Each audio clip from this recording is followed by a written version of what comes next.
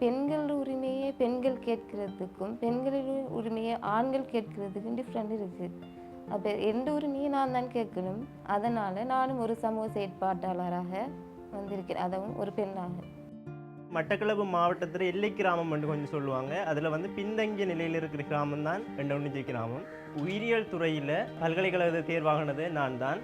அந்த வகையில் வந்து நான் வந்து எனக்கு பிறகு வார ஒரு சந்ததிக்கான ஒரு உயரிய கற்றலுக்கான வழிகாட்டலை செஞ்சுருக்கேன். கல்வி கற்று முதலாவது படியாக என்னால் என்ற அதாவது விஞ்ஞானத்துறைக்கான மேலதிக வகுப்புகளை நான் மேற்கொண்டேன்.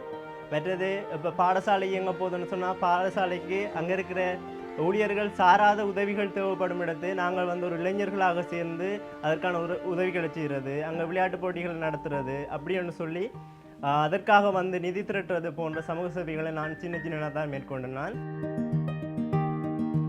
எங்களுடைய கிராமத்துக்குள்ளேயே சிரமதானம், மரநடுகை வேலை திட்டம், இரத்த தான முகாம், விளையாட்டு பயிற்சி முகாம் இப்படியான செயற்பாடுகளில் தான் இணைஞ்சு கொண்டு வந்தோம். நாங்கள் கோவிட்-19 அந்த சிச்சுவேஷனில் வந்து தனிமைப்படுத்தப்பட்டு வச்சுருந்த அந்த இடங்களில் கட்டில்கள் போதாமல் இருந்தது நோயாளிகளுக்கு.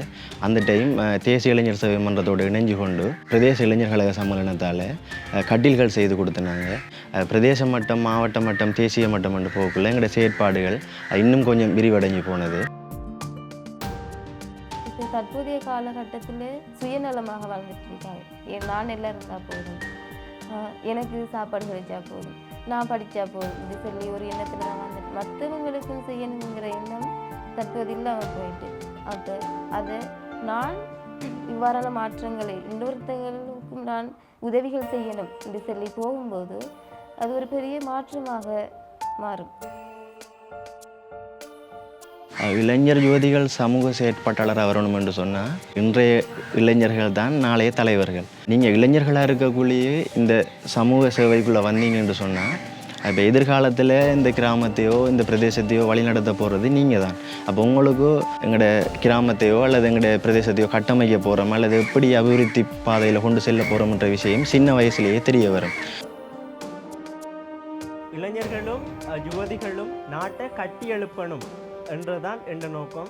மற்ற நாடுகளை நம்ம பார்த்து வியந்து போகிற மாதிரி நம்மட நாடும் எதிர்காலத்தில் ஒரு வெற்றி பாதையை நோக்கி போகணும். எல்லாரும் ஒன்றுபடுவோம், சமூகத்தை காப்போம்.